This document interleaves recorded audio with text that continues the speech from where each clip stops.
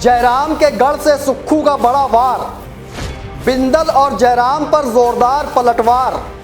किसने बनाया हिमाचल प्रदेश का मजाक, क्या केंद्र के पैसे का नहीं हो रहा हिसाब। नमस्कार दोस्तों, आप देख रहे हैं समाचार फर्स्ट टू द पॉइंट और मैं हूं आपके साथ बालकृष्ण। सुक्खू सरकार और भाजपा यानी विपक्ष के बीच एक बार फिर जुबानी जंग तेज हो गई है। जहां एक और भाजपा सुक्खू सरकार पर हिमाचल प्रदेश की आर्थिक स्थिति को बर्बाद करने के आरोप लगा रही है, तो वहीं दूसरी ओर मुख्यमंत्री ठाकुर सुखविंदर सिंह सुक्खू भाजपा पर प्रदेश की संपदा दोनों हाथों से लुटाने का आरोप लगा रहे हैं। साथ ही हिमाचल की बदहाली का जिम्मेदार भी भाजपा को सुक्खू ठहरा रहे हैं। नेता प्रतिपक्ष जयराम ठाकुर और भाजपा प्रदेश अध्यक्ष डॉक्टर राजीव बिंदल ने सुक्खू सरकार को आड़े हाथे लेते हुए कई गंभीर आरोप लगाए हैं, जिसके बाद मुख्यमंत्री ठाकुर सुखविंदर सिंह सुक्खू ने भी पलटवार करते हुए पिछली जयराम सरकार पर हिमाचल की बदहाली का ठीकरा फोड़ दिया है। साथ ही मुख्यमंत्री सुक्खू ने केंद्र से किसी भी प्रकार को कोई भी मदद हिमाचल प्रदेश को मिलने से साफ तौर पर एक बार फिर इनकार कर दिया है। 2 दिन पहले भाजपा ने सुक्खू सरकार पर रेल परियोजना में रुकावट के आरोप लगाए थे, तो वहीं अब मुख्यमंत्री सुक्खू ने जयराम पर तंज कसते हुए आरोप लगाया है कि भूभू जोत टनल का मामला प्रधानमंत्री के साथ उठाया गया है और अगर जयराम ठाकुर इस परियोजना को रुकवाने दिल्ली ना जाएं, तो ये टनल हिमाचल प्रदेश को मिलना तय है। नेता प्रतिपक्ष जयराम ठाकुर का कहना है कि मुख्यमंत्री हर दिन सिर्फ सफेद झूठ बोलते हैं। केंद्र सरकार ने आपदा के दौरान हिमाचल प्रदेश की सभी स्तर पर मदद की, लेकिन मुख्यमंत्री सुक्खू कहते हैं कि एक फूटी कौड़ी नहीं दी। जयराम ठाकुर ने कहा कि कांग्रेस ने अपनी एक भी गारंटी पूरी नहीं की है। सरकार हर दिन प्रदेश के लोगों पर टैक्स का बोझ लाद रही है। हर दिन किसी न किसी तुगलकी फैसले से लोगों को परेशान किया जा रहा है। तो वहीं दूसरी ओर डॉक्टर राजीव बिंदल का भी आरोप है कि मुख्यमंत्री सुखविंदर सिंह सुक्खू ने झूठ बोलने में पूरी महारत हासिल कर ली है और वे अब झूठ बोलने के स्पेशलिस्ट हो चुके हैं। पहले आप जयराम ठाकुर और डॉक्टर राजीव बिंदल के बयान सुनिए कि आखिर किस तरह से भाजपा सुक्खू सरकार पर हमलावर है। उसके बाद आपको मुख्यमंत्री ठाकुर सुखविंदर सिंह सुक्खू का भाजपा पर पलटवार भी सुनाते हैं। पहले जयराम और बिंदल को सुनिए। हिमाचल प्रदेश की वर्तमान सरकार अनेक मामलों में विकास को रोकने में बजिद्द है, जिससे हिमाचल प्रदेश की निरंतर हानि हो रही है। पहली बार ऐसा समय आया है कि अंग्रेज के समय में बनी रेल लाइन के बाद अब पिछले मोदी जी के 10 साल में रेल लाइन तेज गति से आगे बढ़ी। आज आवश्यकता है हिमाचल प्रदेश की सरकार और प्रदेश के विकास को बाधित ना करे। केवल और केवल प्रदेश की सरकार केंद्र सरकार को गाली देने में अपना समय व्यतीत कर रही है। जो केंद्र की सरकार से विकास के लिए धनराशियां मिलनी चाहिए वो लगातार दी जाए। तो फिर बार बार ये कहना कि केंद्र नहीं दे रहा, आज विकास का काम चला है, उस चले हुए काम को और बाधित करने का काम प्रदेश की सरकार कर रही है। पूरा का पूरा केंद्र सरकार के रहमो कर्म पर चल रहा है। शब्द ठीक नहीं है जब मैं, लेकिन फिर भी उसके बावजूद में कहना पड़ता है केंद्र के सहयोग के बिना नहीं चल सकते, लेकिन उसके बावजूद ऐसी बैठकों का बहिष्कार करना। और अभी मैं हाल ही में देख रहा था कि अभी शायद कल या परसों की बैठक रखी, उन्हें प्लानिंग की बैठक जो प्री बजट बैठक मीटिंग होती है, उसमें हिमाचल प्रदेश के वरिष्ठ अधिकारी वहां पर उपस्थित नहीं, उन्हें आना उचित नहीं समझा। यानी कि मुख्यमंत्री की हालत इस तरह की हो गई कि अधिकारी जिन्होंने सारा प्लान करना है, बजट को प्लान करना है और बजट प्लान करने के लिए जिनकी प्रेजेंस आवश्यक है, वो बैठक में ही शामिल नहीं। ये आज की तारीख में हिमाचल प्रदेश की एक स्थिति है। बड़ा आर्थिक संकट हिमाचल प्रदेश में, जिसका मुख्यमंत्री जी बार बार जिक्र करते हैं कि मेरे मंत्री, मेरे सीपीएफ जो है अब सैलरी और पेंशन जो है डिले करेंगे, विलंबित करेंगे। थोड़ी नहीं, उन्हें 3 महीने की इकट्ठा लेने का फैसला किया। 2 महीने की डेफर की, लेकिन तीसरे महीने 3 महीने की इकट्ठा लेंगे।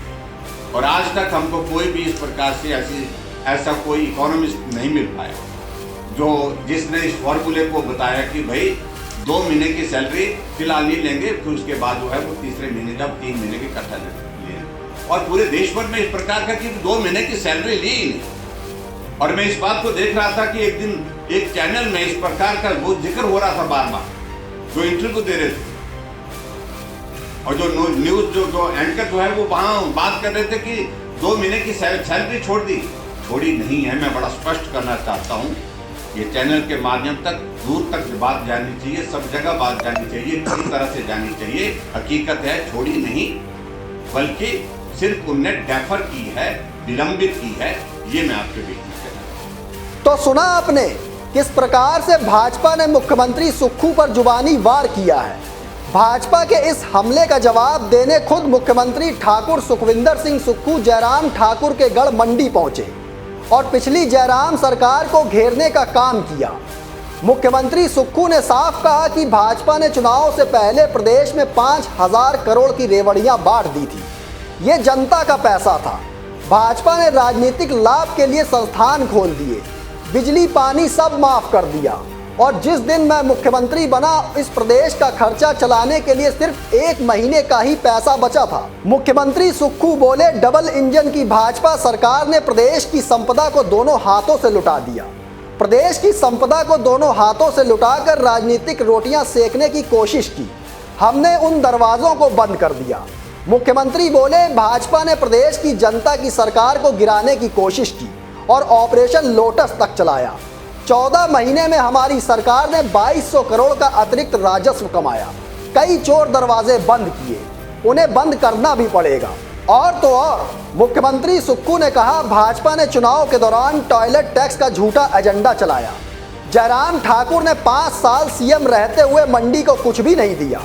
शब्दों बाड़ी से तो सब कुछ दिया, लेकिन कर्म से कोई काम जयराम ठाकुर कर नहीं पाए।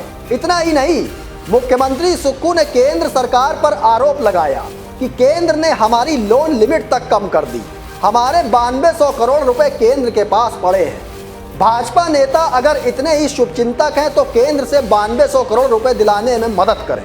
अभी हम इन चुनौतियों से अगर हमारा सही मायने में कार्यकाल देखा जाए, 4 महीने आपदा के, 4 महीने चुनावों के, 8 महीने, टोटल 14 महीने काम करने का मौका मिला। और मैं आपको बताना चाहता हूं, जो आपका पैसा लुटा लिया जाता था, इन 14 महीने में हमने 2200 करोड़ रुपया अतिरिक्त राजस्व आप लोगों के लिए कमाया। आप लोगों के लिए कमाया। और अब मैं आपको कह सकता हूं,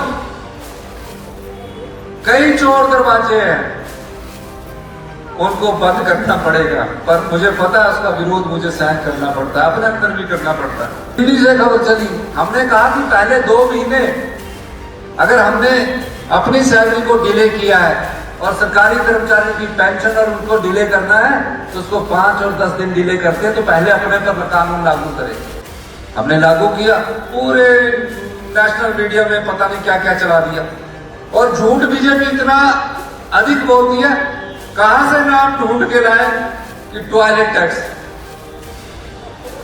पता ही नहीं मेरे को। मैं दिल्ली गया हूं, मेरे पास सारे टीवी वाले आके कहने लगे, मैंने कहा कि तो हिमाचल प्रदेश में ऐसा कोई नहीं, हमारे तो सबके बाथरूम बने हैं, कोई टैक्स नहीं है।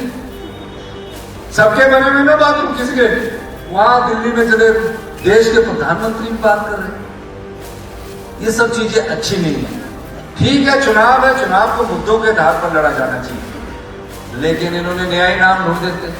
जयराम जी को भी फट से एक बार स्टेटमेंट देते हैं।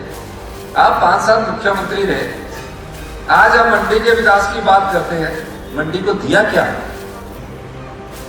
कुछ नहीं दिया। शब्दों से और वाणी से तो सब कुछ दिया, लेकिन कर्म से कोई काम नहीं कर पाए। आप हम पर टिप्पणी करते हैं, आप तो मंत्री है, फाइनेंस मिनिस्टर है, कहते हैं कि ये पैसा हमने दिया। आपने नहीं दिया, हम संघीय ढांचे में रहते हैं। जो हमारे टैक्स जाते हैं उस टैक्स का हर महीने हमें शेयर मिलता है वो हमारा अधिकार है, लेकिन आपने प्रदेश को लूटा। जितने पावर प्रोजेक्ट थे, मैं उदाहरण देना चाहूंगा आपको, सतलुज जल विद्युत निगम लिमिटेड बना है, पानी हमारा है, हमारा बजट 58,000 करोड़ रुपए का है, जिसमें से 4,000 करोड़ रुपए का होल है। होल का मतलब 4,000 करोड़ रुपया है ही नहीं, जो पिछले कई सालों से चलता आ रहा है। और ये जो सतलुज जल विद्युत निगम है, एक ही प्रोजेक्ट से हम 58,000 में पहुंचे, वो 67,000 करोड़ में पहुंच गए। मैंने कहा सारे प्रोजेक्ट वापस लीजिए। 2,000 करोड़ रुपए अगर इन्होंने हमारा अधिकार नहीं दिया, 12, 18, 30 सुन्नी, लूरी, धोला से तीनों प्रोजेक्ट को सरकार टेक ओवर करेगी। हम अपनी संपदा को अपनी आंखों के सामने जब तक मैं मुख्यमंत्री है लूटने नहीं दूंगा और इस संपदा को आपके लिए रखूंगा। अगर हम ये प्रोजेक्ट ले लेंगे, अगर हम अपने पैरों पर खड़े होंगे, हमें किसी के पैसे की जरूरत नहीं है, आपको सुख मिलेगा। हम 1,500 रुपया दे रहे हैं, आगे भी देंगे। थोड़े सिस्टम को स्ट्रीमलाइनिंग करने दीजिए। 5 गारंटी हमने पूरी की है और आगे भी सब गारंटी पूरा करना मकसद नहीं है। जोगिंद्रनगर में अगर हॉस्पिटल है तो वहां एक अच्छा हॉस्पिटल बनना चाहिए। आप लोगों को अच्छी शिक्षा मिलनी चाहिए। अच्छी शिक्षा के लिए हमें अच्छे शिक्षा संस्थान बनाने होंगे और इसलिए हम ये कार्य कर रहे हैं। आज मैं मंडी के बाद कोई पहली रात यहां रुक रहा हूं तो जोगिंद्रनगर में रुक रहा हूं। मैं सरकारी कर्मचारियों को भी कहना चाहता हूं, हमारे समय आपको समय के अनुसार डीए भी मिल रहा है, सब कुछ मिल रहा है। हमने आपको ओल्ड पेंशन स्कीम दी और उन सरकारी कर्मचारियों के कारण कितनी तकलीफ प्रदेश में हमको झेलनी पड़ी। हमारी लोन की लिमिट कम कर दी गई। हमारे 9200 करोड़ रुपया जो आपने भी अंशदान दिया हुआ और हमने भी अंशदान दिया हुआ, जिसमें 4,500 करोड़ रुपया सरकार का है, वो केंद्र सरकार के पास पड़ा। अगर इतने शुभ चिंतक है भारतीय जनता पार्टी के नेता, तो जाके वो 9200 करोड़ रुपए दिला दीजिए। शुभ चिंता की कोई बात नहीं, लेकिन हम अपने दम से शिक्षा संस्थानों में सुधार करेंगे। हम अपने तरीके से आपके जो हेल्थ सिस्टम है इसको में सुधार करेंगे। हम जल्दी ही अपने बुजुर्गों के लिए एक योजना लेकर आ रहे हैं। काफी बदलाव की जरूरत है। 40 साल से एक ढांचा चला आ रहा है। मैं मुख्यमंत्री बन गया, अगले 5 साल बाद मैंने बदल रही है, ऐसे ही सरकार चलाते रहो। जाहिर है जब से मुख्यमंत्री सुक्खू ने प्रदेश की सत्ता संभाली है, उस दिन से वो पिछली जयराम सरकार पर हमलावर हैं और हिमाचल प्रदेश की आर्थिक बदहाली का ठीकरा भी भाजपा पर फोड़ते जा रहे हैं। तो वहीं दूसरी ओर भाजपा सुक्खू सरकार पर गारंटियां पूरा न करने और संस्थानों को बिना तर्क के बंद करने के आरोप लगाती जा रही है। ऐसे में अब सवाल ये है कि इन सब बयानबाजियों के पीछे की आखिर सच्चाई क्या है। खैर, हिमाचल प्रदेश की आप जैसी हम जैसी भोली भाली जनता सब कुछ जानती है कि कौन सी सरकार हिमाचल प्रदेश की हित में काम करती है और कौन सी सरकार नहीं काम करती है।